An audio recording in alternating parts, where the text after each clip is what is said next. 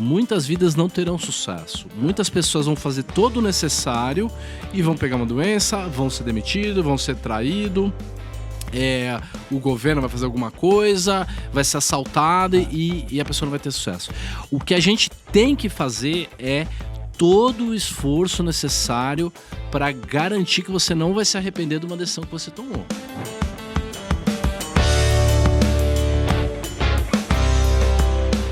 Muito bem, seja então muito bem-vindo e muito bem-vinda a mais um episódio do Fincast. Eu sou o Thiago Feitosa, hoje eu estou aqui com o roxo mais querido do mercado financeiro e não estou falando daquele banco que você está pensando. Eu estou aqui com meu parceiro Luiz Fernando Roxo. Obrigado, irmão, por você ter vindo aqui dar um soquinho aí. Eu já vou passar a palavra para você. Antes, deixa eu só fazer aquele jabá. Seguinte, você que está assistindo a gente no YouTube, lembra que você pode ouvir esse episódio em qualquer plataforma de áudio, tá? E compartilha esse podcast. E o senhor e a senhora que está só ouvindo aí no Spotify, vá lá no YouTube para você ver e contar pra gente se o Roxo parece mesmo com Bruce Willis ou é a conversa que a galera tá inventando aqui no estúdio. Roxo, obrigado, irmão, mais uma vez por você estar aqui. Eu sempre gosto de começar o episódio apresentando o convidado. E aí eu vou apresentar o convidado dizendo o seguinte: ninguém que eu conheço ensina opções tão bem quanto você. Eu aprendi muito com você sobre opções e agora já vou começar confessando uma coisa aqui. Eu dou aula de certificações desde 2016. Falava sobre derivativos, sobre opções, mas até então não tinha operado. E eu hoje, faz um tempo já, eu tenho o seguinte princípio. Para mim, não faz o menor sentido eu querer dar aula de uma coisa que eu não fiz à prática. Perfeito. Não faz sentido. Eu preciso conhecer, preciso perder dinheiro com essa parada. E aí, já ensinava opções e tal, etc. Um certo dia, comprei teu curso, vi tua aula de opções, falei, pô, esse cara explica de um jeito melhor. E aí, se você entrar lá no meu curso hoje, da CPA 20 ou da CEA, que eu vou começar a explicar opções, eu falo o seguinte, eu vou explicar opções para você. Olha só, suponha que você comprou um carro, e aí você precisa fazer o seguro do carro. E aí, que é a put. Suponha que você eventualmente precisa comprar um apartamento.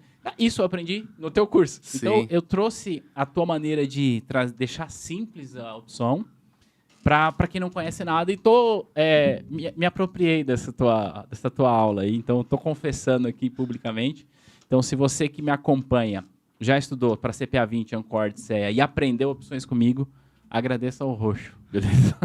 Muito obrigado pelo convite. Eu adoro fazer podcast, o conteúdo que vocês fazem é muito legal.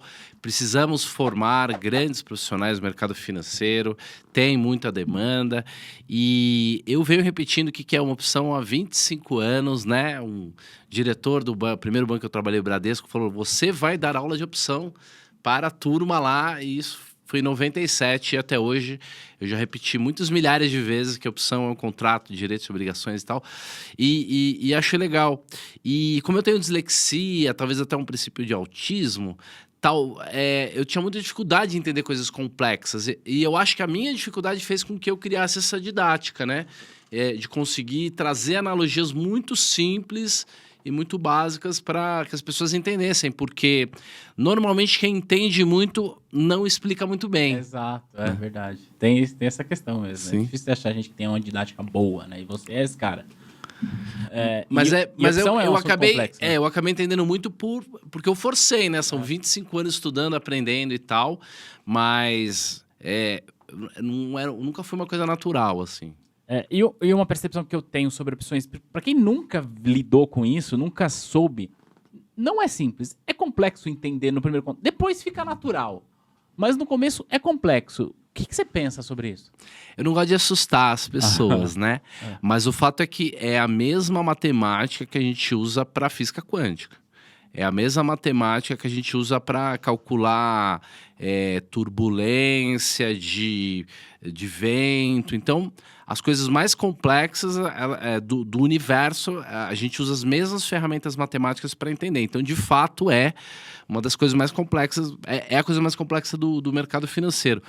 Mas, tirando isso, quando você encara dessa maneira e começa da base, da estrutura, do que está por trás, começa pelo como funciona, Então fica natural, porque fazer uma comida bem feita é muito difícil. E quantas pessoas que não são muito estudadas, muito eruditas, são grandes cozinheiros, né? Então tem toda uma questão heurística de compreender como as coisas funcionam. Então é complexo, mas nada que algumas horinhas e algumas analogias não quebre, né? Uma prática. Depois fica natural, mas eu começo as aulas de opções e falo, olha, você está aqui 100% entregue, eu reconheço isso, mas agora eu preciso de 150% da sua atenção.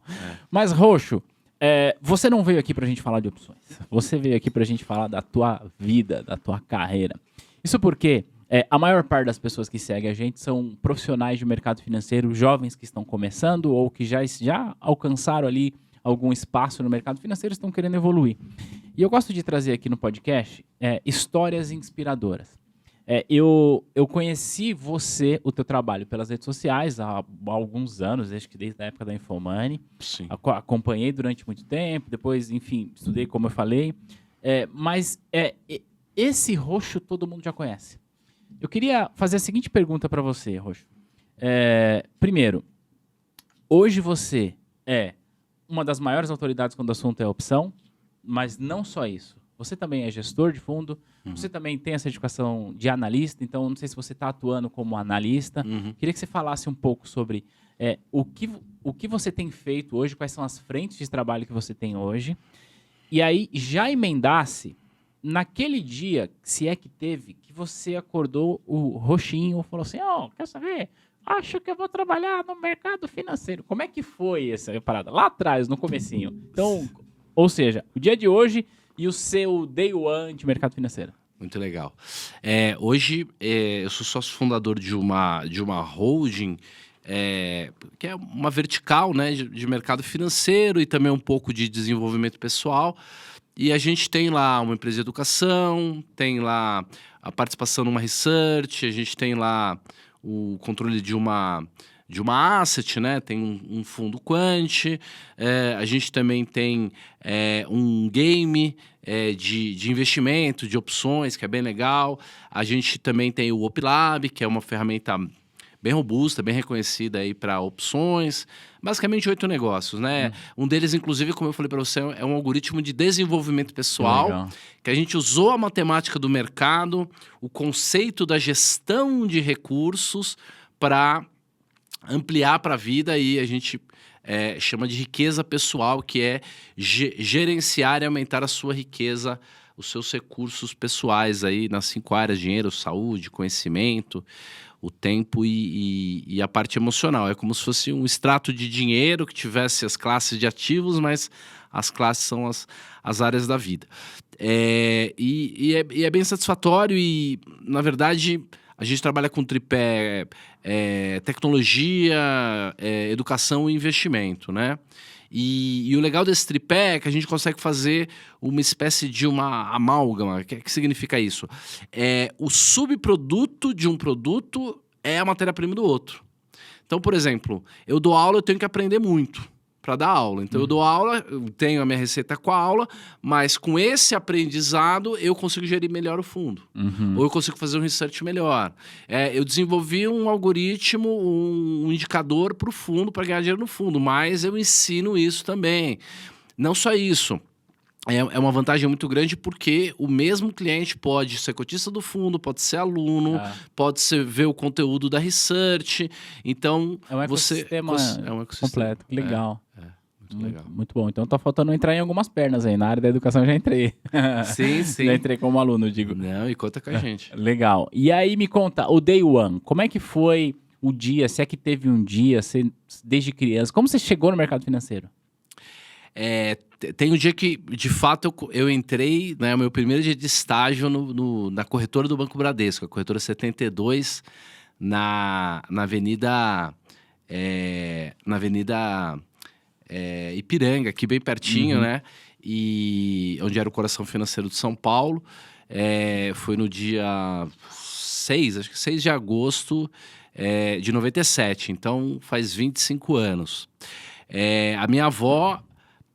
a minha família é um dos fundadores do Bradesco. Meu tataravô foi basicamente o fundador do Bradesco, que é o tal do Coronel Galdino de Almeida lá, né? Em Marília.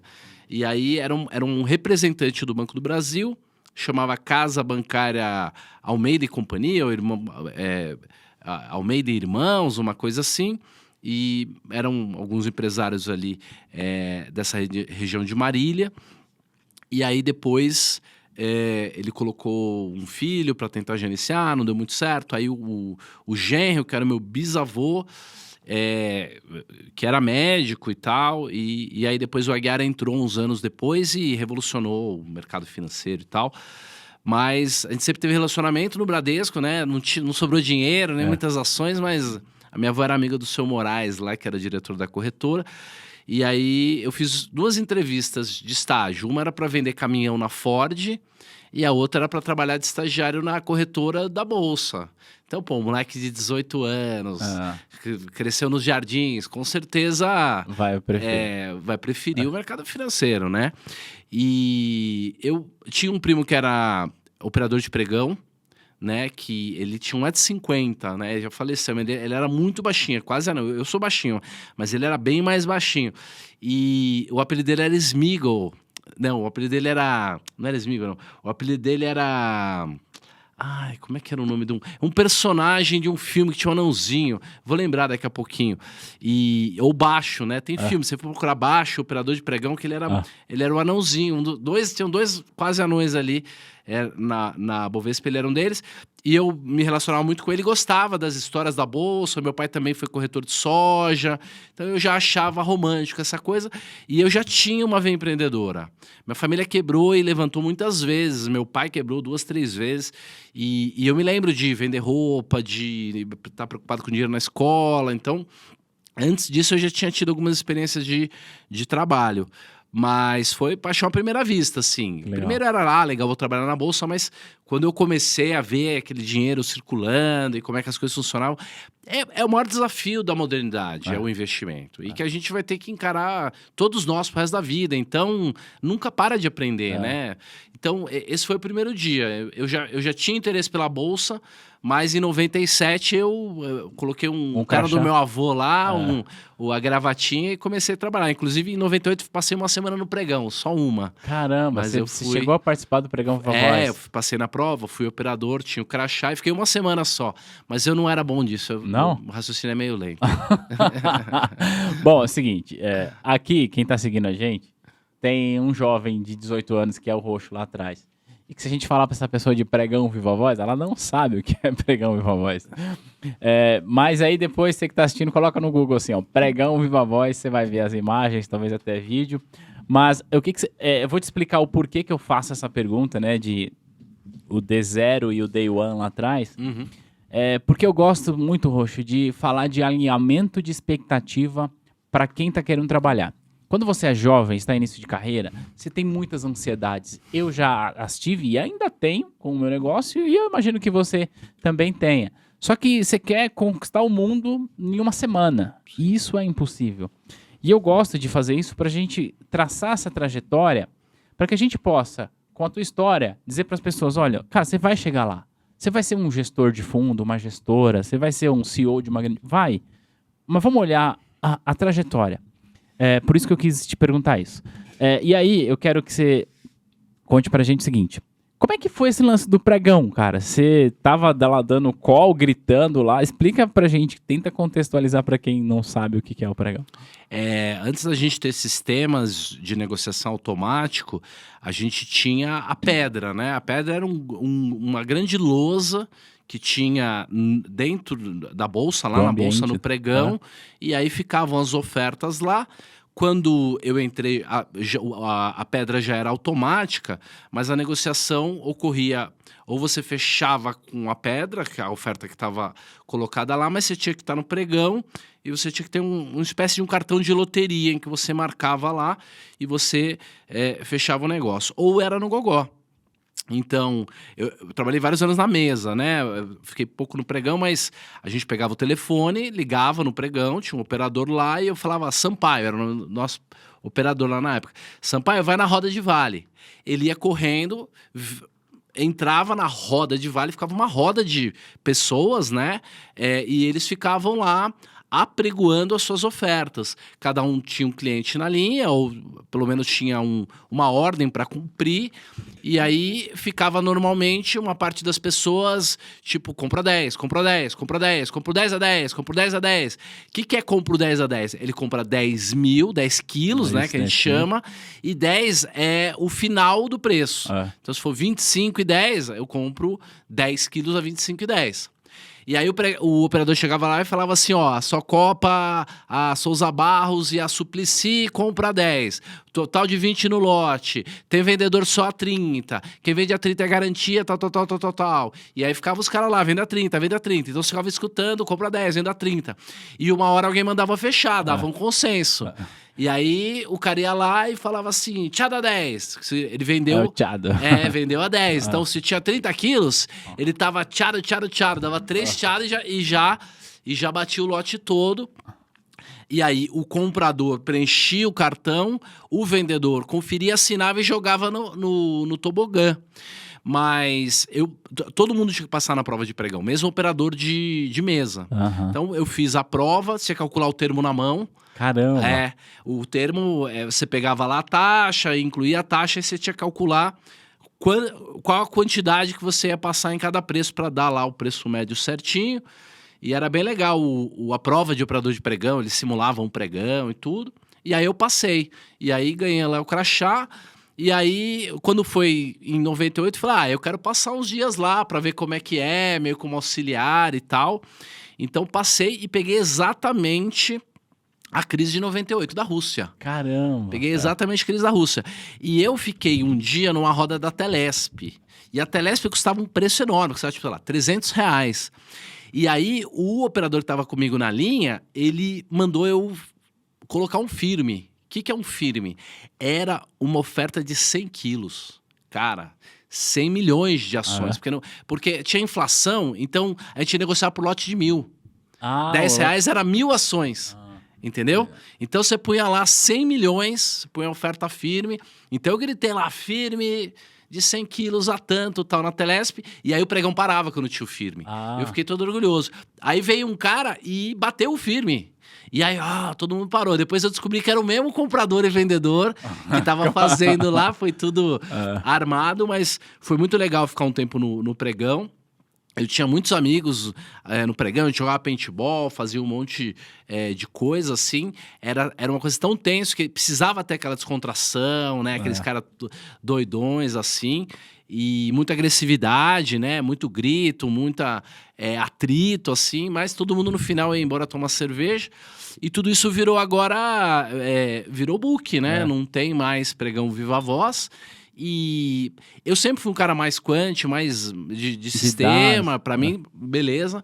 Mas foi legal ter participado disso e esse romantismo, assim, Cara, que legal. do pregão. É legal essa história dessa manipulação de mercado, né? Como assim? Tem manipulação no mercado? Como assim? Passagem de boleta tinha direto. Bom, muito legal ouvir essa história. E aí, agora vamos voltar. Você começou lá no Day One como estagiário na corretora do Bradesco. E eu imagino, obviamente, o cenário era outro, completamente diferente, em termos de tecnologia e tudo mais, mas eu imagino que quando você chegou na corretora, você tinha muitas incertezas, do tipo, cara, o que eu vou fazer aqui, como é que faz? Você consegue compartilhar com a gente desafios que você enfrentou lá no comecinho da tua carreira, ainda como estagiário? Sim, eu tenho uma memória muito boa, assim, antiga. Primeiro eu passei umas 3 semanas rodando a corretora para entender todos os processos, principalmente no back-office, na parte de custódia, então cadastro, como é que fazia o cadastro, era tudo manual, cadastrava um por um na mão. Depois toda a parte de custódia, como é que você liquidava as ações. Quando eu entrei, estava acabando ainda as ações que eram ao portador, imagina. Nossa! Era cautela, era ao portador. Se você tinha uma cautela, você tinha ação. Então, realmente, era outro mundo. E o departamento de back-office mais custódia da corretora do Bradesco devia ter 300 pessoas. Hoje, se você for no BTG, que deve ser a melhor custódia, ou no Itaú, sei lá, ou mesmo no Bradesco, da corretora deve ter 15 pessoas. né? Tinha 300. E o front office tinha 70, 80 pessoas entre pregão e mesas. Pô, hoje tem milhares, né, de agentes autônomos, né? O front ele é muito, muito maior. Então, tem essa diferença. Eu me lembro que o tal do seu Moraes mandou eu fazer umas contas. E aí ele falou, eu falei, como é que faz? Eu, não, faz no Excel. Então, eu não conhecia Excel. E aí, o que eu fazia? Eu digitava a quantidade, digitava o preço, aí eu fazia a conta na mão e colocava o resultado. Aí alguém chegou lá e falou, não, mano, você vai fazer assim e tal. Mas eu me lembro que o grande wake-up call pra mim foi quando eu cheguei numa reunião de mercado que a gente fazia junto com o pessoal das carteiras, que era Asset, mas chamava Departamento de Carteiras, e os caras começaram a falar de letra grega. Beta, gama, bababá. E eu falei, ferrou. Porque a minha professora de matemática do primeiro colegial já tinha dito que eu nunca ia aprender matemática. Falou que eu não ia, pra eu esquecer matemática. E aí eu fui pro cursinho e me dediquei e tal, e até fui bem nas provas de matemática do vestibular, mas eu me considerava um cara muito ruim de matemática. E eu entendi que não ia levar 6 meses pra eu ficar rico. Eu percebi ali que tinha uns caras que ia levar anos, assim, né? E eu fiquei muito frustrado, assim. Porque eu tinha sido um jovem bacana, cool, de uma escolinha legal, tinha um monte de amigo, forma física e tal. E, caí num lugar em que eu ganhava R$700, não sei nem como é que eu pagava a FAP, que era caríssima. Eu nem ia na faculdade, porque chegava lá na última aula. Eu ganhei 30 quilos, fui pesar 100 quilos, duro. E eu falei, cara, e eu escutei uma frase assim, toda relação é uma relação de interesse. E eu falei, ferrou, se eu não vou ficar rico rápido, eu vou precisar fazer alguma coisa com a minha vida para me tornar interessante. E eu me lembrei do Guilherme, né, um amigo meu, que eu perguntei para ele assim, Gui, como é que tá a vida? E ele é bem caipira, assim, o cara bem bacana. E ele falou assim, uai, tá boa, rico, bonito, inteligente.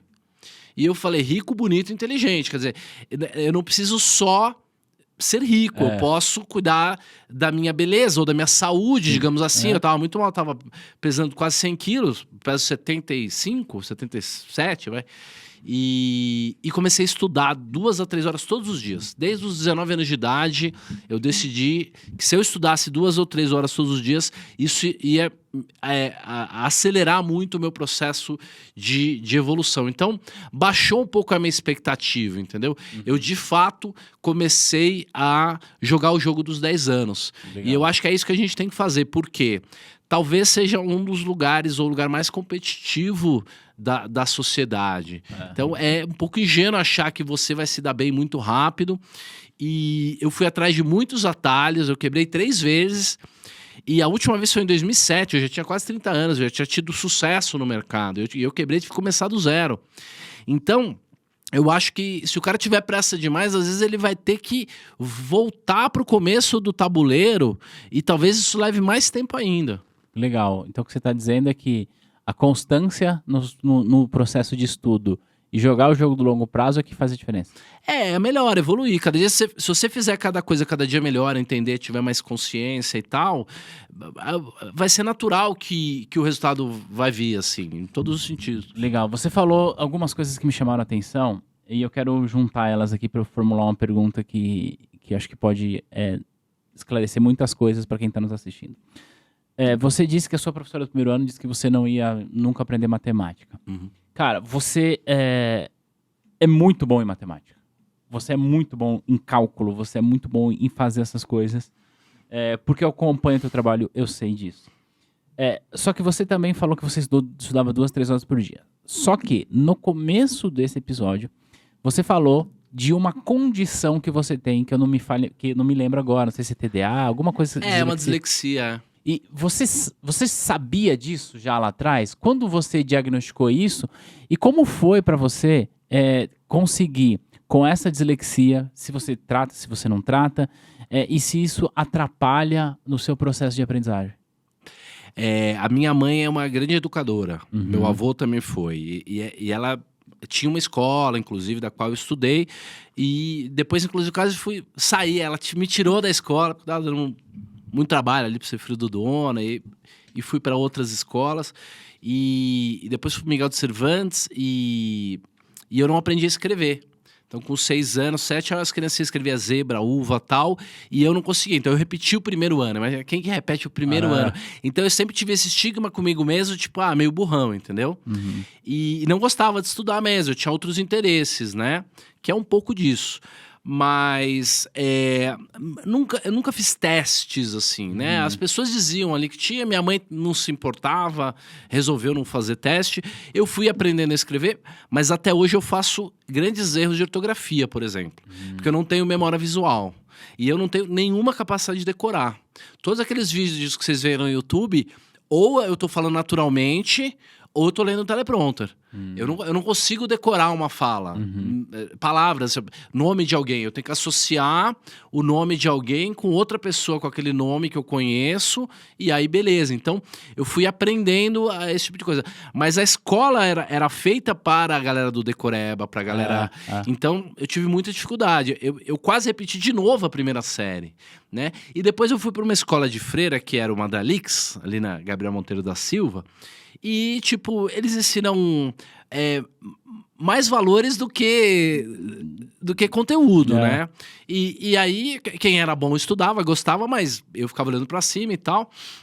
E não aprendi tanto. Então, quando chegou no colegial, eu senti o drama. O que eu aprendi hoje é que é muito importante você voltar à base. Voltar à base. O Feynman, né? O Elon Musk fala muito, né? O Narval fala muito. E eu, há muitos anos... porque eu aprendi que aprender opções a opção é um contrato de direito sobre isso. Você tem que voltar para a base. E qualquer um é capaz de aprender da base, principalmente do modo adaptativo. O que é o adaptativo? Cada um aprende melhor de uma maneira. Né? Então, eu li muitos livros, muitos anos, mas hoje, por causa do óculos, da leitura e tal, eu tava com dificuldade de ler livros. E eu comecei a ler audiobook. Eu escuto, tipo, 6, 7 audiobooks toda semana, assim. Caramba! Eu leio, às vezes, na velocidade de 1,25, às vezes 1, e eu volto muitas vezes. Então, eu volto. Por exemplo, aprender o que é o gama, né? O gama é um dos indicadores lá de opção. Eu pegava aquele livro do John Hu, eu não tinha professor, então eu tinha que aprender. Cara, eu li aquilo lá 1000 vezes, entendeu? Então, eu acho que, como eu falei, essa condição, ela talvez me atrapalhe até hoje, por conta de não decorar, por conta de uma série de coisas, mas eu acho que ela é uma das principais responsáveis pela minha didática. Porque como eu tenho que aprender muito bem, eu preciso realmente entender o conceito, porque eu não decoro, e depois que o conceito está consolidado, eu também não esqueço mais. Faz sentido. Então, é como se você forçasse bastante o processo de aprendizagem para que ele entrasse na cabeça e ficasse, né? Isso, não é trivial, assim. Pelo menos não era, acho que com o tempo vai ficando. Depois vai ficando mais natural, né? Eu venho também me dedicando a melhorar o meu equipamento, assim. Então, eu me alimento de uma maneira que é boa pro cérebro, eu durmo 8 horas por noite, eu faço exercício físico, eu faço meditação. Eu acho que são coisas boas pro cérebro, assim. Então, eu acho que eu venho ficando... Eu não vou falar inteligente, mas aumentando a minha cognição nos últimos anos. Porque você tem cuidado do seu equipamento. Eu gostei do termo do meu equipamento, né? Então, o que você está dizendo... Do hardware. Que pensar também nesse processo, né? De cuidar da sua saúde está relacionado com a sua capacidade de aprender. E se você aprende mais qualificado você consegue fazer mais coisas e ser melhor remunerado por isso. Antes da gente começar a gravar, você falou que você tirou um monte de certificação também, né? Você tem CGA, você tem CNPI. Eu queria te perguntar, como é que foi esse processo? Qual foi a primeira certificação que você tirou? Que ano foi? Como foi a sua preparação? Passou de primeira, não passou? Deixa a gente entender essa sua trajetória de estudante para o mercado. Sim. Eu fui analista no Bradesco entre 99, 98 e 99, mas não tinha CNP, não tinha nada. Então, simplesmente escrevi um relatório lá, eu já não era mais estagiário e podia assinar o relatório. Então, eu fui analista, mas não cheguei a ter CNPI. Eu fiz a prova de agente autônomo em 2003, porque eu estava na Intra, como scalper, né, autônomo. E precisava ter... Era o começo. Foi quando criaram 2013, bem no comecinho. Quando criaram, aí eu fiz a prova e passei de primeira, tranquilo. Não tive nenhum problema. E eu... desde 99, quando eu percebi que o cara do pregão tava respondendo ou tava cumprindo ordem de alguém no telefone que era o broker. E o broker tava cumprindo ordem de alguém que era o gestor do fundo ou o dono do dinheiro. Eu falei, pô, o cara que realmente toma risco aí, que sabe das coisas que... É o gestor. Entendeu? Então, desde 99 eu falei, pô, eu queria, quem sabe, ter um fundo, ser gestor. E comecei a estudar sobre o tema, mas... O cara que está na corretora, ele tem dificuldade de acessar a asset. Assim, a asset sempre são os escolhidos e tal, né? E, então, eu fiz um processo de virar gestor, mas meio por conta própria. Então, em 2004, eu já estava na Ágora, eu era agente autônomo, eu ajudei a abrir a Ágora de Ribeirão Preto, depois abri a Ágora de Brasília, a Ágora era a maior corretora do Brasil na época, e eu me lembro que eu já administrava umas carteiras, porque tinha uma área cinzenta. Entendeu? Pô, imagina, a gente autônomo gerindo carteira. Era assim que eram as coisas, né? Era uma outra realidade. Era outra realidade. E aí eu falei, eu quero tirar a certificação de gestor. E a certificação de gestor naquela época era curricular. Não tinha prova. Você mandava uma carta provando que você tinha experiência, tal. Tinha que ter, sei lá, 3 cartas de recomendação de outras gestoras e instituições financeiras. E eu me lembro que, na hora que eu justifiquei porque que eu achava que eu podia ser gestor, eu falei, inclusive porque eu já faço alguma gestão. E eu usei até um termo tipo informal, sabe? Uma coisa assim. Aí os caras explicam melhor essa coisa de gestão, e aí no final... Mas então, a única prova de certificação que eu fiz foi de agente autônomo.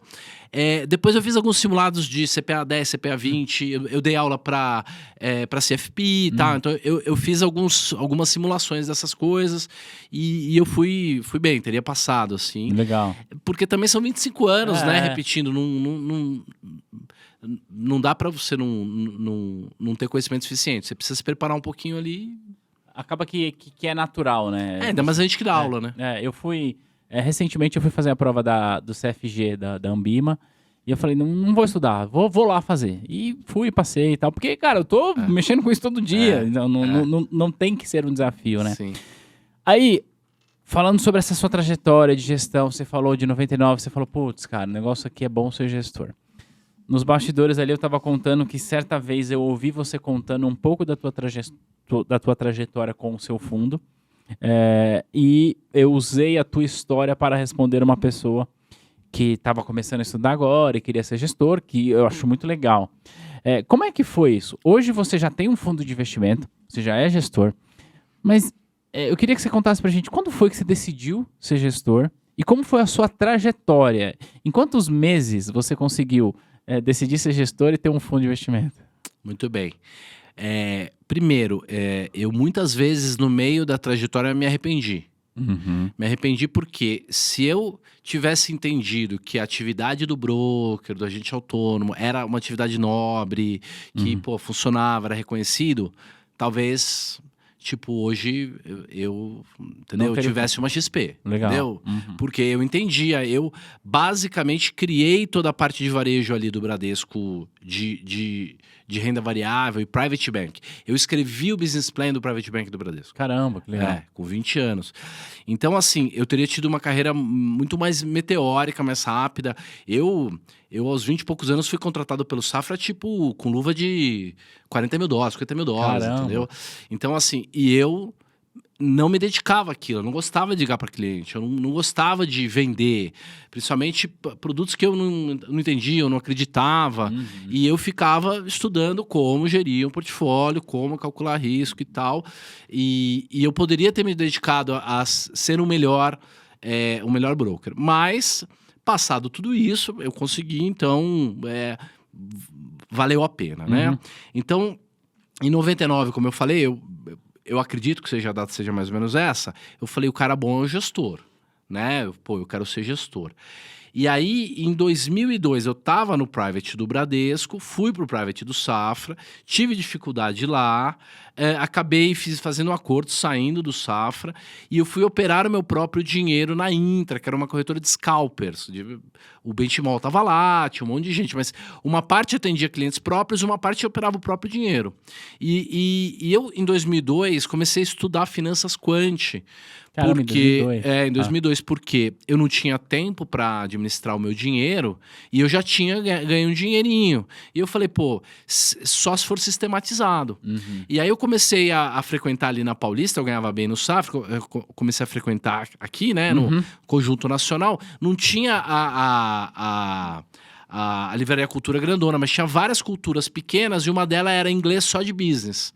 E lá eu ia para comprar livros sobre finanças quant e tal, e entender os algoritmos e tudo mais. Eu participei do primeiro curso de robô, do robô trader da Bolsa em 2002, 2003. O Antônio Paulo lá, né, que hoje é um dos grandes diretores lá, era um menino na época. E eu participei lá desse primeiro curso. E aí, então, eu decidi que as finanças quânticas iriam ser o futuro. Em 2003, eu já sabia que a estatística, a computação, frente, né? a inteligência artificial ia ser o futuro das finanças. Não ia dar para competir em algum momento. Mas eu não entendia nada, então eu tive que estudar matemática mesmo do zero. Eu fiz algoritmo para ganhar dinheiro no Jockey, entendeu? Eu apostava no Jockey. Então, em 99 eu tive o insight. Em 2002, 2013 eu já administrava algumas carteiras e me dedicava mesmo a estudar sobre gestão de portfólio. Tirei a licença em 2004. Em 2009 eu desenvolvi o meu primeiro algoritmo bom mesmo, que foi o balanceamento dinâmico, que é uma adaptação do rebalanceamento lá do Benjamin Graham. E montei uma asset na época, contratei programadores e tal. O meu sócio capitalista, que ia pôr o dinheiro, era um francês, falava, brilhante e tal, vamos ficar rico. E na hora de pôr o dinheiro, ele falou, eu quebrei, perdi o dinheiro, voltou pra França, eu fiquei sozinho ali, com um business plan, Ambima, saindo e tal. Arrumei ainda um outro sócio, mas era 2012, a gente falou, pô, a mulher vai destruir o país aí, e o meu sócio falou, vamos vender. Eu acabei vendendo a asset para Azimuth, fiquei lá prestando serviço para eles e sentia que não estava pronto. Não lancei o fundo na época porque eu falei, o algoritmo não está pronto, ele vai levar pau. E eu já tinha quebrado 3 vezes. Eu tenho muito trauma, eu não quero nunca mais quebrar. Então eu falei, deixa para frente. Fiquei focado na educação que dava dinheiro, que funcionava bem, vendi a asset, engavetei os projetos, mas continuei estudando, modelando, conversando com gente e tal. E aí em 2015 e 2016 eu voltei a pensar em fazer gestão. Aí um maluco me chamou e falou, pô, eu te sigo, opera o que você faz, vamos fazer junto. E é o Fábio Albim, que, né, hoje é o meu principal sócio. E aí começamos a juntar um monte de cara brilhante. Então temos lá 2 ou 3 matemáticos muito bons, um engenheiro de software muito bom. Lancei o fundo em 2020 porque foi um sucesso a estratégia do Pozinho. Sim, porque eu comprei uma opção a 12 centavos, R$500 a 12 centavos, e vendi por R$27. Nossa. Eu transformei 500 pratas em 60 mil. Então, pô, tinha, né, milhares de pessoas acompanhando, queria aquilo lá e lança o fundo. Na verdade, eu lembro, acho que eu tentei inclusive aportar no fundo, mas não sei por que razão que eu não... a abertura da conta, alguma coisa, tava bem incipiente. E o fato é que a modelagem não estava pronta. E o fundo, ele rodou uns 18 meses mal. E é normal, se você vê todas as gestoras quânticas, eles têm uma curva de aprendizado. Eu brinco que é o Elon Musk quando o foguete ainda caía, né? Na hora que ele ia pousar, ainda caía. Quem olha aquilo acha que é uma tragédia. E eu passei 18 meses sendo criticado de uma maneira absurda. E isso foi muito bom para mim. Muito bom.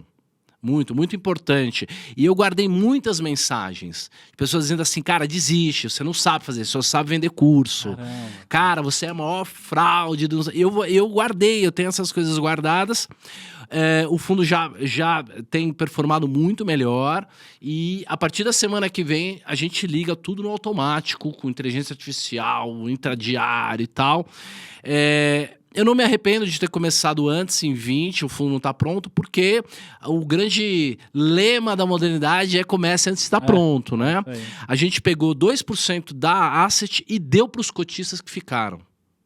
Caramba, que legal. A gente deu a participação. Falou, não, se você ficou você comigo, deu a confiou, participação da eu dei um Asset. pedaço da empresa pros caras. Porra, que da hora. Vão exercer daqui 1 ano ou 2 e tal, mas pô, uma sim, opção sem preço, melhor para eles ainda. Ah, Alguns não entenderam, mas a gente não tem tido tempo de ficar comunicando, porque a gente está dentro do capô ali mexendo, então é muito interessante, porque a gente, quem ficou, né, e teve a confiança, a gente honrou, tá honrando isso, e a história ficou muito bonita, né? Parece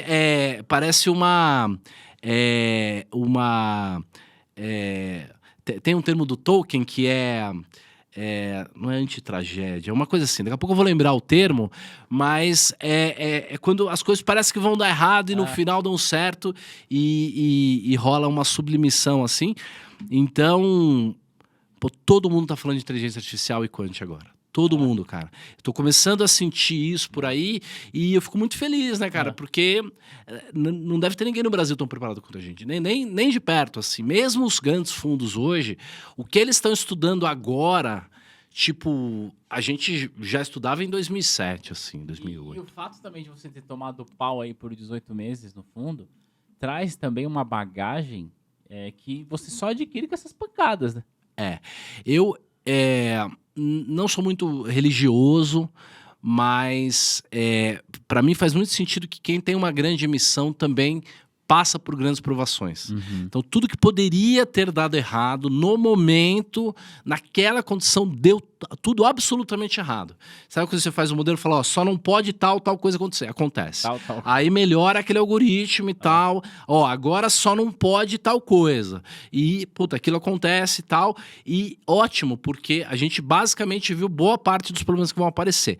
Ainda apareceram problemas, com certeza. A gente ainda vai ter mês ruim, a gente ainda não vai ter previsto algumas coisas, mas parecido ali com a brincadeira do SpaceX, a gente foi testado ali no limite. Eu brinco com a minha turma que, como a gente tá remando contra o vento, né, nadando contra o vento, a gente tá bem mais preparado com o resto da turma, né? E eu nunca achei sócio para comprar uma parte do meu negócio. Era uma coisa tão doida que as pessoas não queriam ser meus sócios. Os meus sócios atuais também nunca quiseram captar. Então, eu acabei ficando com um pedaço muito grande da empresa. Eu nunca quis, mas também acabei tendo que pagar tudo do meu bolso. Então, a gente sempre teve uma grave deficiência de orçamento. E isso foi a melhor coisa da nossa vida. Caramba. Melhor coisa.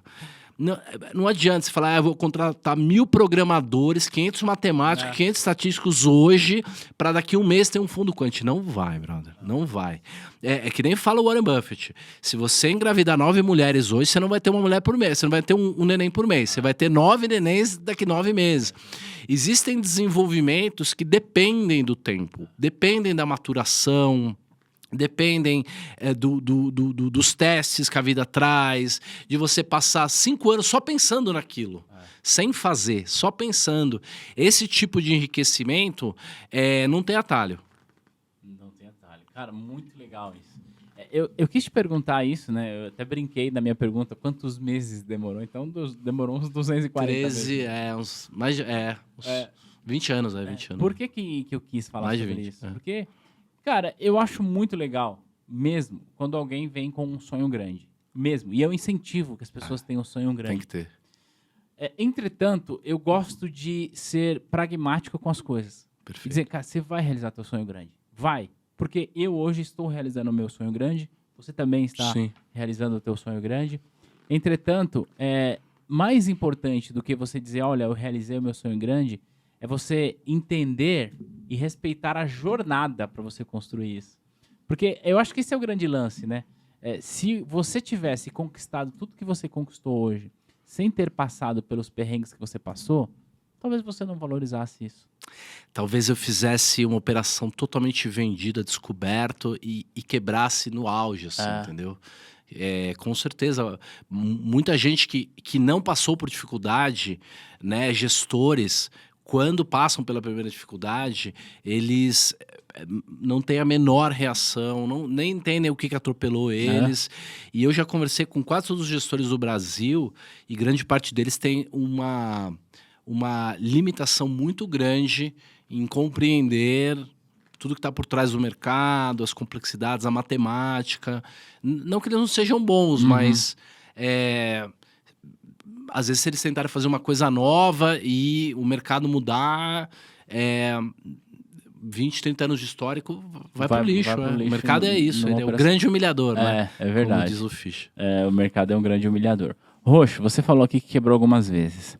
Você quebrou no mercado também. Uhum. Eu já ouvi essa história. Pelo menos uma das histórias, eu não sei exatamente qual que você vai falar agora. O que você pode compartilhar com a gente desse lance de você de fato ter quebrado? Que operação você fez? Quanto de grana você perdeu? E mais importante, como é que ficou o teu psicológico? Como foi aquele lance de tipo, puto, o que eu vou falar lá em casa? Sim. Pessoas que têm muita testosterona, têm muita atitude, elas são muito perigosas no mercado. Né? Então, assim, por mais que homens e mulheres sejam muito parecidos, eu vejo que tem muitos desses jovens, né, que são muito agressivos e tal, e que acabam indo numa promessa de day trade, de operar opção e tal, e acabam quebrando ali a banquinha deles, começando de novo, né? O problema é quando tem dinheiro dos outros envolvido, quando já tá muito grande e tal, a coisa complica mais. Então, assim, eu administrava algumas carteiras de maneira informal lá na Ágora em 2003 para 2004. E eu fazia uma operação chamada venda de volatilidade, de alta amplitude. Basicamente era uma venda descoberta, né? Lá fora, era quase vendia um pozinho, que é o inverso do que eu faço hoje. E eu falava, a Telemar só não pode, porque a Telemar era a empresa mais negociada do Brasil, 30% do volume é a Oi hoje. 30% do volume... Você vê como o mundo dá voltas, né? Dá muito.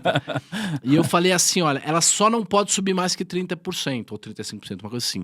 E olha a ingenuidade, eu peguei a série histórica inteira e falei, ela nunca subiu, a bolsa não sobe mais que 30%, né? E aí, o que aconteceu? Montei e deu certo. Quando foi janeiro de 2004, a Telemar subiu 35%, 40% e arrebentou a gente, A gente perdeu, sei lá, 30%, 40% do dinheiro ali dos cotistas e alguns já estavam há mais tempo, meio que deram uma empatada, mas, cara, avisar pros outros que eles perderam dinheiro, principalmente, o autônomo que é teu sócio, pegou dinheiro da avó, do tio e tal, é um aprendizado absurdo, assim, absurdo. E emocionalmente... Eu acho que aguentei bem em todas as ocasiões, assim. Eu já tinha tido bastante provação da vida, assim. Eu quase fui afogado. Eu quebrei os 2 braços com 9 anos de idade, caí do cavalo. Eu fiquei 9 meses, assim, ó. Nossa, 9 meses. Eu não lembro como é que eu me limpava no banheiro, assim. Algumas coisas ficaram apagadas na memória. Então, eu tive uma infância dura, assim, né? Então, eu passei bem, assim, pela primeira vez... que foi essa, a segunda vez, na verdade, nesse mesmo ano 2004, então eu tinha perdido todo o meu dinheiro, eu tinha que ter recomeçado em Brasília, eu estava tocando lá e eu ia fazer uma operação para mim. Eu comprei 100 lotes de opções de Telemar numa quarta-feira, véspera de feriado. De novo. Véspera de feriado de 7 de setembro. Aí teve 7 de setembro de 2004, aí eu fui no forró e tal. Cheguei sexta-feira cedo de ressaca no escritório. Falei, vou vender o lote. Só que um mês atrás tinha mudado o tal do negócio do lote de 1.000 para lote de 1. Tinha cortado 3 zeros nas ações da Telemar. E eles cortavam um, não cortavam o outro. Então, tipo, tinha que ficar de olho no lote mesmo. Quando eu fui colocar a minha oferta, eu fiz o que eu estava acostumado, que era um asterisco. O asterisco são 3 zeros. Cada asterisco, 3 zeros. 3 zeros. Então, pus lá, comprei a 12 centavos na quarta, fui vender na sexta, 13 centavos. Ao invés de eu colocar uma oferta de 1.000 opções, eu coloquei de 1 milhão. Ao invés de colocar uma oferta de R$120, eu coloquei uma oferta de R$120 mil. Nossa. E deu tudo errado. Por quê? Eu não vou falar o nome do sistema. O sistema que tinha lá na época, o book não estava funcionando. Então eu não conseguia ver. Porque se eu tivesse visto que a minha oferta era muito maior que a da galera, F8 cancela logo. Mas eu não vi. Não vi, porque eu não vi o book. E... além disso, eles tinham um sistema de fat finger lá, um sistema de controle de dedo gordo. De dedo gordo, de controle de risco, que era R$50 mil. E ele deixou passar uma oferta de R$120 mil. Caramba. E aí eu fui ao banheiro. Quando eu voltei, a minha tela estava inteira verde. Absolutamente verde, confirmação. Executou tudo. E eu falei, cara, ferrou. Eu vendi 1 milhão de opções, ia dar aquele calor, você fica desesperado. Como é que era no Bradescão lá, escola de freira, né? Você avisava na mesa, você avisava para as pessoas, eu errei, me ajudem. E o que as pessoas... Sabe como é que era no outro século? Você ligava para a corretora contraparte e pedia para abrir. Se o cara acreditasse naquilo, o cara abria a operação. Caramba, sério? Então eu falei, Marião, que era meu sócio, liga lá na Ágora do Rio, avisa que eu errei, que eu vou tentar colocar a oferta aqui. Só que a Ágora era uma corretora com 400 autônomos. E pra achar isso aí? Na hora que avisou lá na mesa, eu não percebi. Eu só vim perceber isso faz 2, 3 anos. O fato é que em 5 minutos a Telemar subiu 3 ou 4%. Eu comecei a comprar 13 centavos, 13 centavos foi o preço que eu vendi, e só parei de comprar 27 centavos. Eu perdi 65 mil reais em 5 minutos. O que hoje eu percebo? Os caras descobriram lá na mesa da Ágora que eu tava vendido. Pô, tem um cara vendendo em 1 milhão, todo mundo saiu tomando na frente e avisando o mercado. Nossa. Então os caras me deram um corner, entendeu? Uhum. E aí, beleza. Fui embora. Inclusive, depois meu pai ficou doente, aí eu precisava ir embora de Brasília. O dono da corretora falou pra mim assim, ó, tu vai a pé, meu irmão. O problema é teu. Dono de corretora na época era assim, não era que nem o Benchimol bonzinho, não. Eram os caras casca dura. E aí, segunda vez. A terceira, eu voltei para São Paulo, entrei no Family Office, aí, puta, fui estudar, aprendi, tal. E aí nós montamos um clube, uma espécie de um fundo, tinha muito cotista, já tinha, sei lá, 3, 4 milhões de reais. E eu já fazia compras, já fazia operações bem mais seguras e tal. E, novamente, eu fui pego num corner lá, uma coisa da volatilidade, que na verdade a gente teve uma mini crise em fevereiro de 2007, a bolsa caiu lá 10, 12%, e depois ela voltou a subir aos poucos. Então a vol subiu muito rápido, e eu não entendia de volatilidade, não entendia de grego, não entendia de nada. E aí o que aconteceu é isso. Eu achava que estava muito barato aquela trava e fui montando, e precisei pagar o triplo, 4 vezes o valor da trava lá no vencimento. Eu dizia para os meus clientes que o máximo que a gente poderia perder ali dos 3, 4 milhões que eu tinha era tipo 200, 300 mil. E nós perdemos tipo 1 milhão de reais, assim. Nossa, e que não era grana. E que total não era foi uma grana, sei lá, também. de 2, 3 milhões. Entre todas as carteiras, assim. Não eram só minhas. Obviamente, e tinha muito parente, amigo meu. Nossa. Pô, teve gente que eu paguei, banquei do meu bolso, assim, entendeu? Uhum.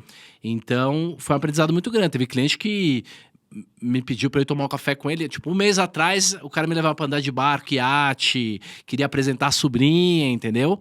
E depois que deu errado, que quebrou lá, teve um cliente que me fechou com 5, 6 advogados numa sala e mandou assinar uma nota promissória. Então você descobre como é o ser humano. Mas eu fui aprendendo. E o que eu descobri, uma semana depois de 2007, foi 13 de março, era uma sexta-feira 13. No dia 20 de março, na outra sexta-feira, eu resolvi todos os embrólios lá e saí. Sobrou 10 mil reais. Eu era dono da empresa. Sobrou 10 mil reais pra mim. Eu falei, eu tenho 10 mil reais pra recomeçar a minha vida, sei lá, 30 anos de idade.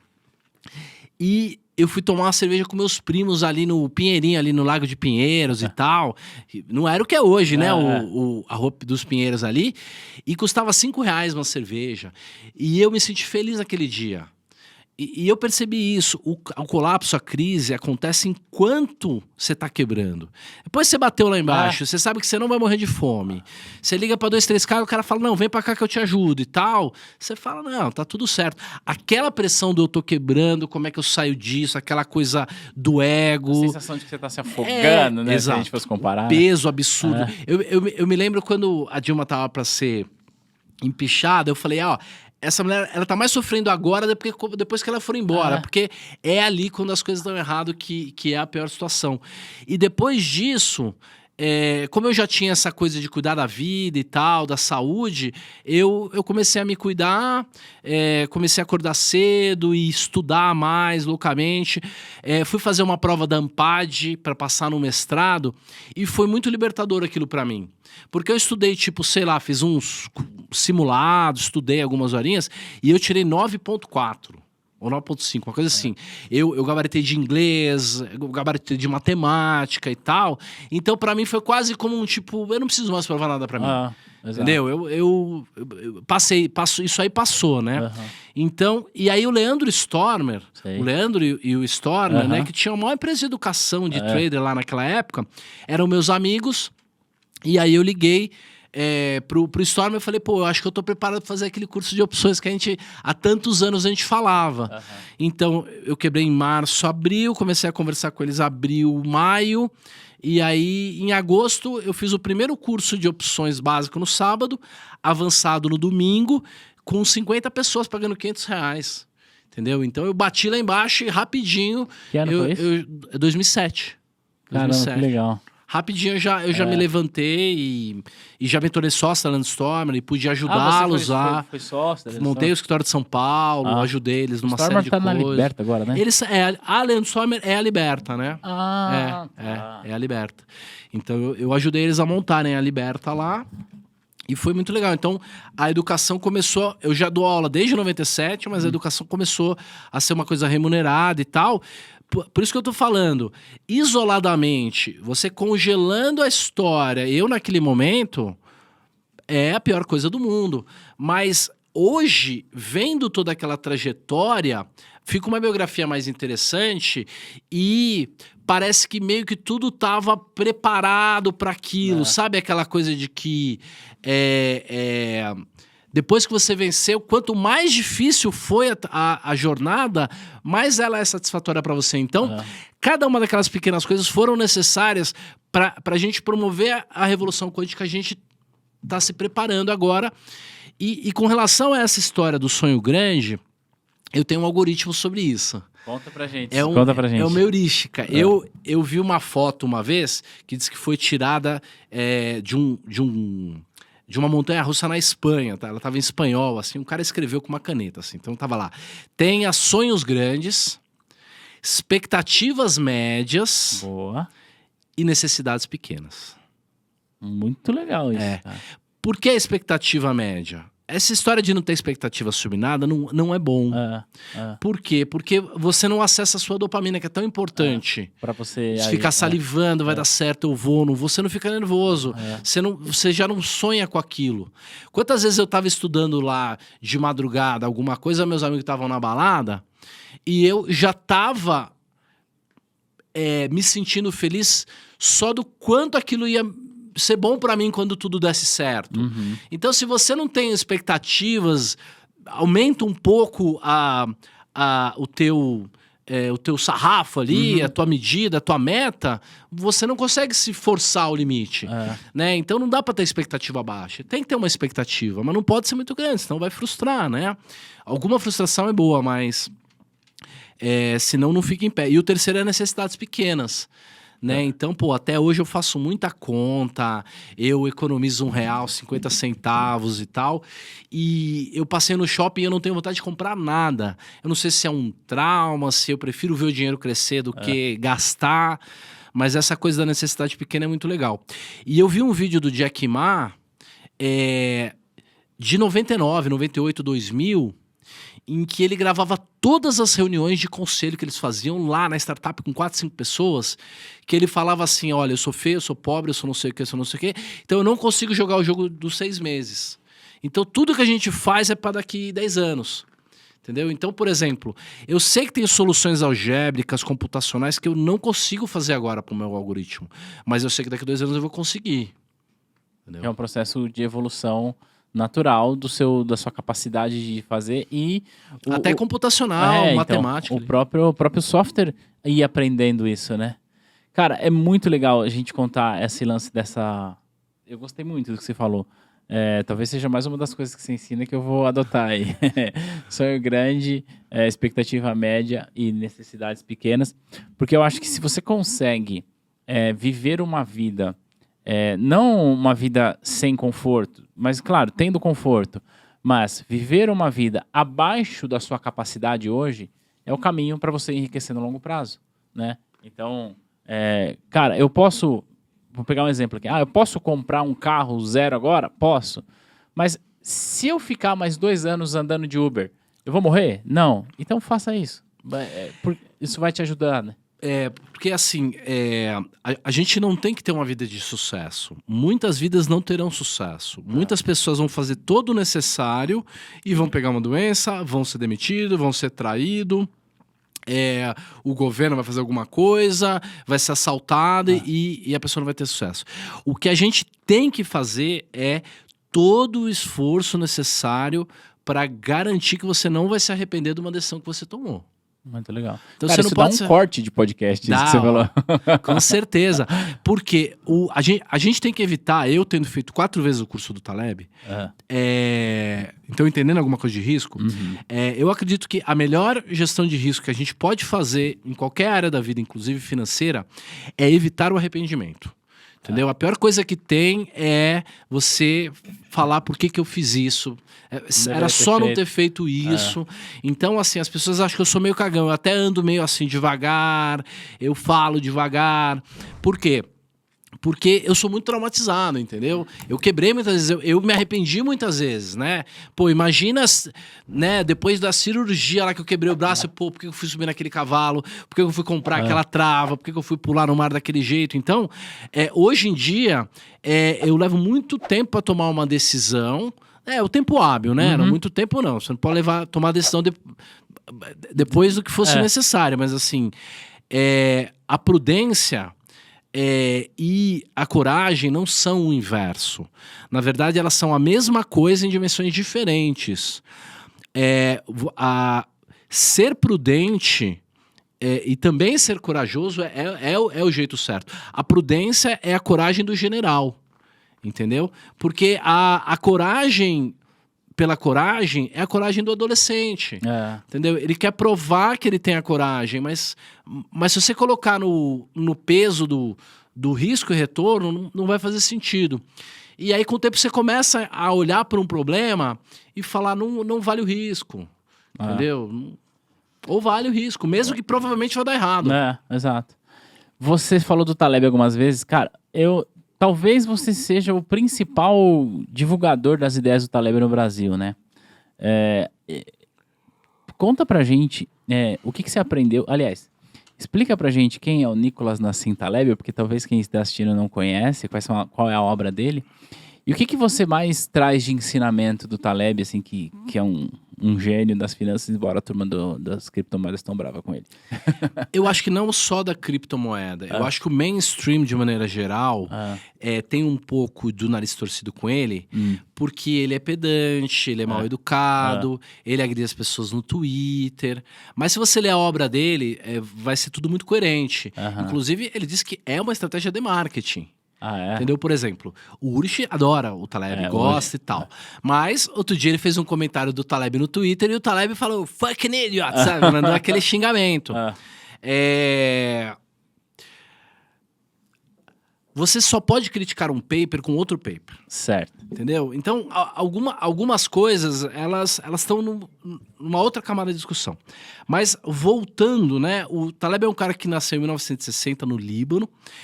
O avô dele era o premier lá, primeiro-ministro lá do Líbano, ou um dos principais ministros. O pai dele era um erudito, um cara muito erudito, muito sabido e tal. Então, ele estava numa família muito nobre ali do Líbano. E o Líbano entrou numa guerra civil. E ele foi obrigado a morar 2, 3 anos num buraco lá, num sótão cheio de livro, e entender um pouco a realidade. Meio que quase foi preso ali também, por causa de desrespeito estudantil ali. Depois eles foram exilados na França, ele foi morar em Paris, e jovem, com dificuldade financeira, então... saiu de rico pra duro. E ele viu um tio dele ficar 12 anos, 10 anos, sei lá, com uma mala pronta na porta pra voltar pro Líbano. E não voltou pro Líbano. A mala ficou pronta há 12 anos. Então, ele entendeu que as coisas não eram tão previsíveis assim. Então, ele é um grande erudito. Ele estudou toda a literatura até os 16, 17 anos. Ele entra numa faculdade lá... parisiense, Sorbonne, alguma coisa assim, para estudar basicamente história da filosofia, história da ciência. Era história, era literatura, ele não era finanças nem matemática. E ele tem uma contribuição interessante ali aos 20 anos de idade, estudando a história da ciência e tal. E aí, aos 22 anos, ele resolve ir para Wharton e fazer um MBA em business e tal. E aí... Ele vai trabalhar nos bancos americanos, Credit Suisse, Banco Suíço, mas lá em em Nova York e tal. Então ele vai trabalhar com derivativo e ele se apaixona pelo derivativo. Então ele primeiro foi um cara muito erudito, que entendeu muito de filosofia, muito de pensamento, para depois entrar na matemática e nas finanças. E isso foi muito interessante para a formação dele. Ele trabalhou nesses bancos e ele achava absurda a maneira como eles gerenciavam o risco, se expunham muito a riscos e tudo mais, e ele tinha uma estratégia própria, que ele frequentemente perdia, mas quando ganhava, ganhava muito. E por isso ele era totalmente irreverente, agressivo lá com os contratos, né, com o pessoal do banco. Então ele não usava gravata, ele rasgava a carta lá de como é que você tinha que se comportar, porque um trader de lucro é um trader de lucro, né? E aí, em algum momento, ele pediu demissão e ele foi trabalhar como scalper no pregão de Chicago, no pregão de opções de Chicago. Ele ficou alguns anos lá. E em 1987, nós tivemos a Black Monday, a segunda-feira negra, em que o mercado caiu 20 e tantos % num dia. Chegou a cair, sei lá, 19 desvios padrões, uma coisa assim, 20 desvios padrões. Uma coisa impossível pela matemática tradicional. Cisne negro. Com certeza. E nesse dia ele ganhou 50 milhões de dólares. Caramba! Ou 40 e pouco. Eu sei que ele juntou, ele tinha 27 anos de idade, ele juntou 50 milhões de dólares aos 27 anos. Então não tem muito o que dizer. Aí ele tentou virar riquinho, entendeu? É barco, é golfe, é cavalo e tal, mas ele detestou aquela conversa. Ele gostava de finanças e tal. E aí ele tentou ir pra academia, né? E aí ele bateu na porta de Harvard, de MIT, tal, e os caras falaram: pô, libanês, sai daqui, você não tem PhD, não tem tal, pô, você não... como é que você fala que Black-Scholes não funciona, que risco não funciona e tal? E ele foi muito maltratado lá, e aí ele comprou 600 livros de estatística e matemática, foi para um alçapão lá, numa casa que ele tem lá em Manhattan, ficou 2 anos lá, e escreveu o Dynamic Hedging, que é um livro sobre opções. E é o melhor livro de opções do mundo, não sou eu que estou falando. Para você entrar na mesa do Goldman Sachs hoje, você tem que decorar o Dynamic Hedging. Entendeu? A maioria dos livros depois dele são muito diferentes do antes dele. E aí, em 2003, ele publica a primeira obra, que não é de finanças nem matemática, que é uma obra chamada Iludidos pelo Acaso, que é uma obra meio filosófica, mas fala de bolsa e finanças. E aquilo me pegou, assim, entendeu? Em 2004, 2005, eu li aquilo ali e falei, pô, muito bom. Mas não diferenciava Taleb do resto das pessoas. Tinha um monte de autor legal lá que eu gostava. Against the God, tinha um monte de livro bom ali. Quando ele lança o Cisne Negro, e nesse período eu quebro, eu levanto e tal. Quando ele lança o Cisne Negro em 2007, aí ele realmente consegue capturar uma boa parte do mainstream ali. Por quê? Lá ele diz que o mundo está na beira de um colapso econômico, que isso ia acontecer nas hipotecas, 2007, na Bolsa Americana. 12 meses antes do colapso. E aconteceu exatamente o que ele falou. Ele falou o nome das empresas que iam quebrar. Caramba. E elas quebraram. Então, foi um livro que vendeu milhões de livros, né? E o conceito de Cisne Negro é relativamente simples. É um evento altamente improvável. Beleza. Só que o livro é um bitelo assim, difícil de entender e tal. E aí ele meio que sai um pouco da moda, porque é difícil aplicar aquelas ideias dele. Ele critica muito bolsa, muito uma série de coisas que as pessoas hoje é meio que um dogma, né? E aí em 2011 ele escreve Antifrágil, coisas que se beneficiam com o caos. E, puta, esse livro mudou muito a minha vida, assim. Eu li 5, 6 vezes, falei, é isso. Uma parte da minha missão é eu divulgar essas ideias, ajudar o mundo a ficar menos frágil e tal. E foi muito bacana. E em 2018 ele escreve o Skin the Game, né? A risca da própria pele. Então, todos esses termos são muito termos pop hoje, né? Todo mundo fala cisne negro, todo mundo fala antifrágil, todo mundo fala Skin the Game. Tem até música que fala Skin the Game e tal. E também é um livro maravilhoso, principalmente com relação à sociedade, assimetria, uma série de coisas. Mas a principal obra dele, que ele vai ficar muito conhecido além dessa, né? É a parte técnica. Ele tem um livro técnico do incerto. Então ele diz que todos esses livros que ele publicou, depois do Dynamic Hand, que é o Cisne Negro, o Iludis pela Casa, o Cisne Negro, um que é só de frasezinhas assim, chama Bed of Prescuto, saiu agora em português, a Cama de Prescuto. O Antifrágil e o Skin the Game se chama Incerto. E ele escreveu um livro de matemática para explicar todos os conceitos matemáticos que ele trata. Esse é o livro mais importante de matemática já escrito de finanças, estatística. É uma grande obra. Vai ficar tipo Newton, entendeu? Tipo Caramba. Euclides, entendeu? Caramba. Daqui 500 anos o pessoal vai falar do SCUFT, né? Que é Statistical Consequences of the Fat Tails. As consequências estatísticas das caudas gordas. Só que, cara, quantas pessoas são capazes de entender esse tipo de tema? E não é pop, as pessoas não querem saber. E o Taleb tem essa coisa de ser meio mal educado, meio presunçoso, ele xinga as pessoas no Twitter. Então, eu, né, e o Rafa que tá aqui comigo acompanhando, a gente evita de falar Taleb na rede social, porque cai alcance. Sério? Juro. Caramba. Juro. Putz, isso aí eu não sabia, não. Por conta das polêmicas. Eu quis te perguntar, porque assim, como eu falei, se tem alguém que defende mais as ideias do Taleb aqui no Brasil, se tem eu não conheço. Pra mim... Sim. Acho que Perini, né? O Perini fala bem e tal. Mas assim, talvez seja porque eu mesmo ouvi muito você falar de Taleb e tal. E aí, a gente tá falando de carreira. Eu acho que a gente consegue fechar um quebra-cabeça interessante aqui. E você me pediu uma lição também, que eu vou te contar uma lição sobre ele que eu tive. Ah, eu legal. aprendi com ele, que é legal. Não, então coloca a tua lição e depois a gente fecha esse quebra-cabeça de carreira com o Taleb aqui. Então, sempre teve um pouco essa separação entre será que o autor Taleb, ele é aquilo que ele escreve? E muita gente já me fala, eu acho que não é a mesma pessoa, porque ele escreve bem, mas ele é mal educado e tal. E eu falei, beleza.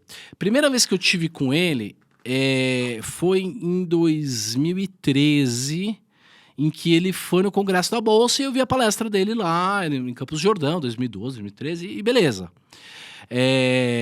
Não era tão fissurado, mas conversei com ele e tal. Em 2017, eu e o Richard Gintenban começamos o programa Os Antifrágeis na Infomoney e foi um sucesso. E o Guilherme, que é o CEO da HSM, falou, gente, nós contratamos o Taleb para vir para o Brasil agora em dezembro. Vocês não querem fazer uma entrevista com ele? E nós falamos, porra, óbvio, claro, né? que encontrar o ídolo e tal. E aí nós fomos lá, tivemos com ele a primeira vez e vimos a palestra. E depois ele saiu da palestra muito afobado para vir fazer a entrevista com a gente. E uma pessoa tentou tirar a foto, ele fez assim, não, sabe, assim, correndo, aí chegou lá. E eu, Mr. Taleb, né, uma honra, tal. E ele falou assim, quanto tempo vai levar? E eu falei, olha, a gente tinha pensado em meia hora, mais 20 minutos e tal, porque a gente escreveu um roteirinho. E ele falou, mas negócio de roteiro não funciona. Começou a ficar ranzinza, né? E aí eu lembrei, não lembrei, mas fiz uma coisa meio automática do Buffett, que é a humildade desarma. E eu falei, cara, nós lemos teus livros 20 vezes, nós estudamos você há 20 vezes. Se você falar que é 1 minuto, vai ser 1 minuto. Entendeu? E ele falou, não, então eu entendi.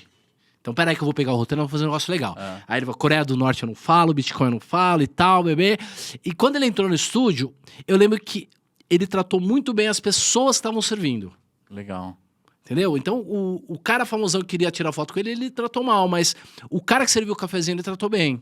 E eu guardei isso. Aí passou o tempo, aí ele veio pro Brasil em 2019 fazer um evento, que foi o evento do Fórum da Liberdade Econômica, que ele foi o principal palestrante. E aí me chamaram lá para acompanhar ele, que eu conhecia ele e tal. E uma outra coisa que foi bem interessante, que ele falou o seguinte, nós fomos numa suíte muito grande, lá no Intercontinental, cara, a suíte, acho que é a maior suíte de São Paulo, assim, a segunda maior, sei lá. E ele tava lá e eu conversei com ele e tal, e ele falou pra mim assim, tentaram me enfiar nessa suíte aqui, mas ela é muito grande e tal. E eu falei, beleza.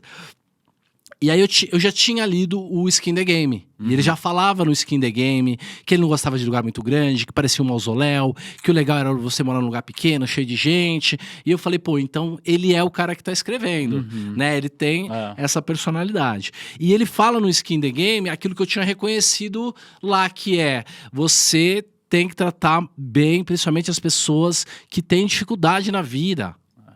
Entendeu? É emocionante.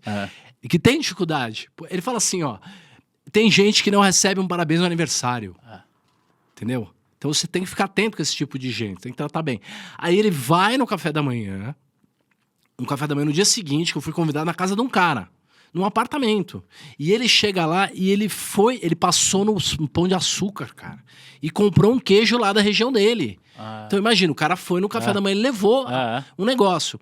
E aí ele entrou na cozinha e ele conversou e perguntou o nome de cada um dos funcionários. Legal. E na hora de ir embora ele foi lá e lembrou e deu tchau pra cada um.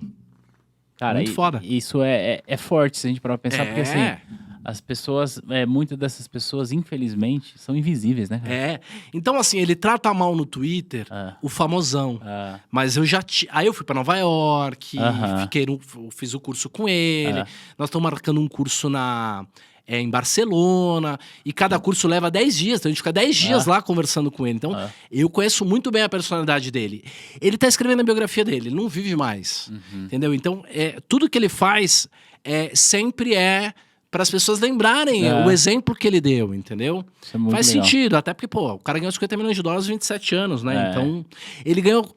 Basicamente, o fundo dele, que é o Universa, ganhou $10 bilhões nessa última crise.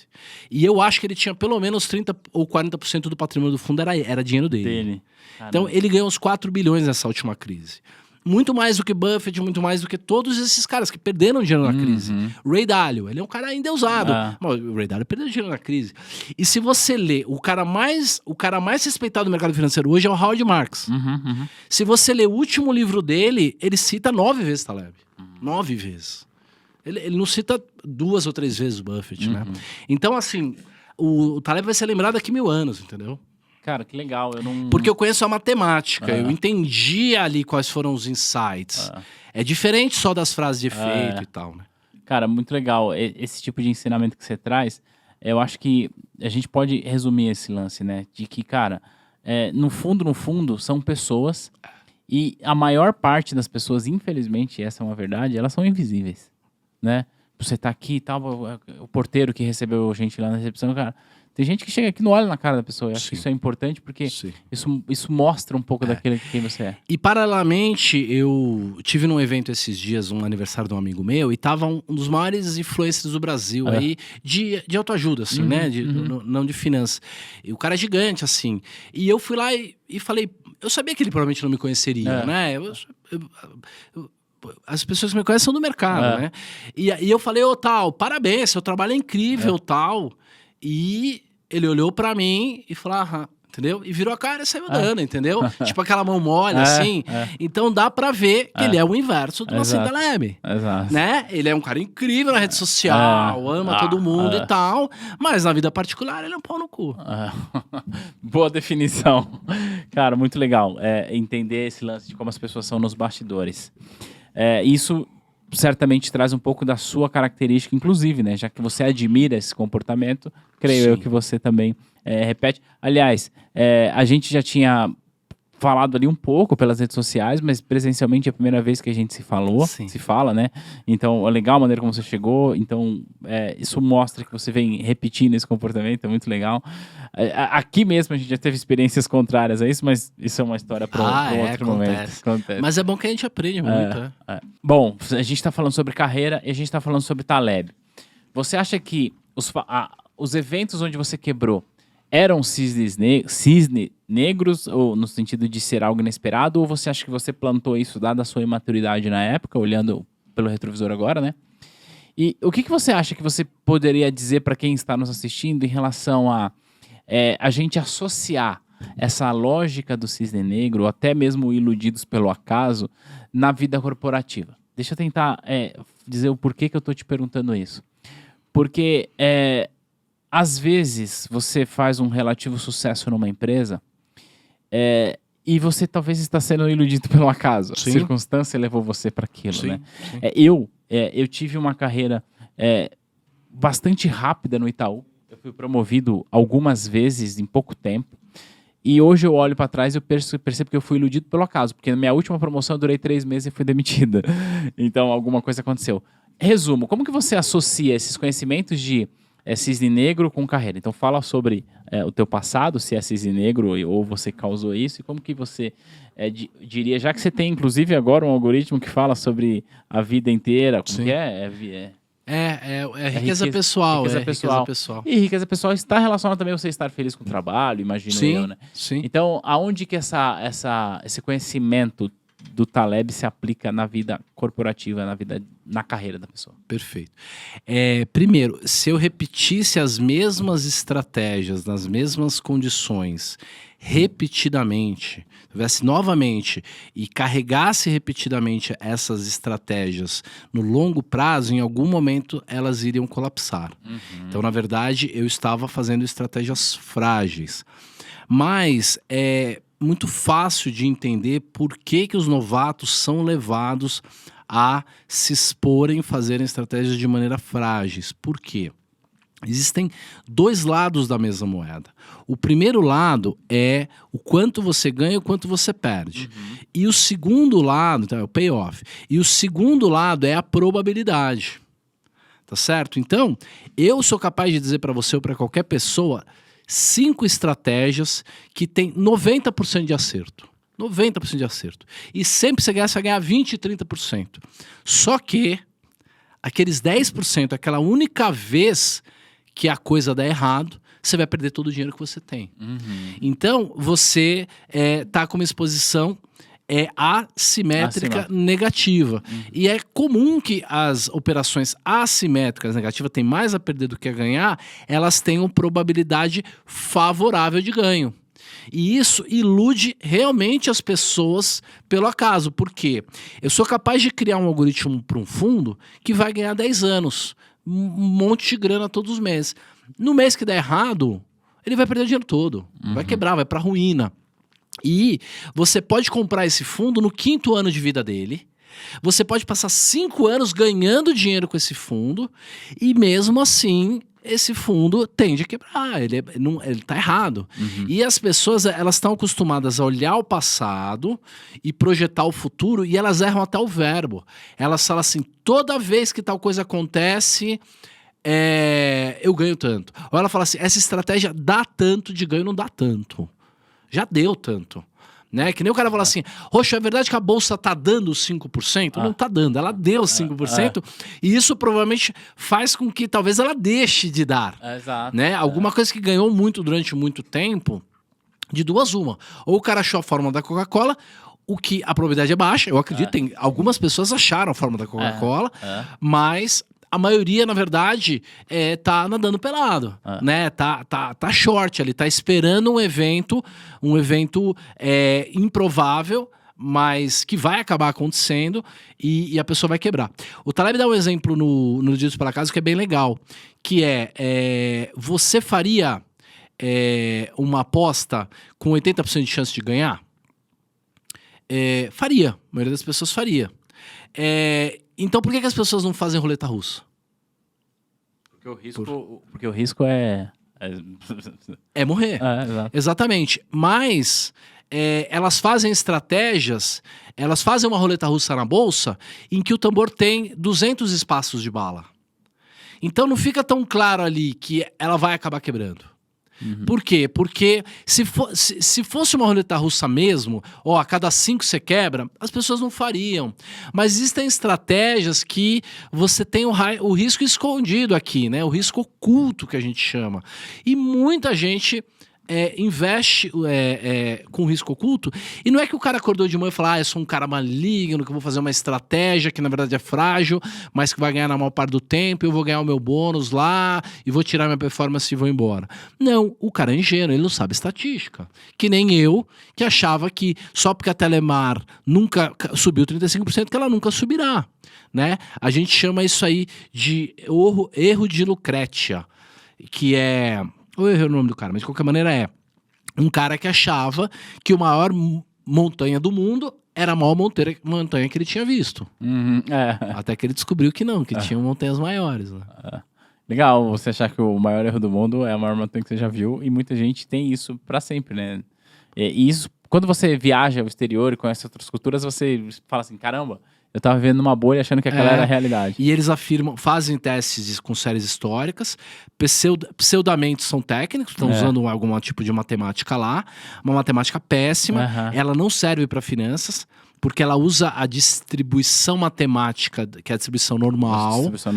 A matemática das finanças, ela é uma matemática de uma distribuição extrema, então não é a distribuição normal. Então, o cara fala um monte de matemática lá, você acha que o cara é muito bom, ele acha que ele é muito bom, mas, na verdade, ele só está acumulando fragilidade para algum dia ele perder tudo de uma única vez. Né? Então, assim, eu deveria ter quebrado se eu continuasse fazendo aquilo. Mesma coisa de você fazer o erro operacional. Então, hoje eu tenho uma plataforma que é o OpLab que executa, né? Executa, tem robô, tem boleta e tal. Cara, a boleta do OpLab, ela é anti-fat finger. Ela é totalmente... Ela é anti-erro, porque, cara, eu lembro o trauma que eu tive. Né? Então, no final...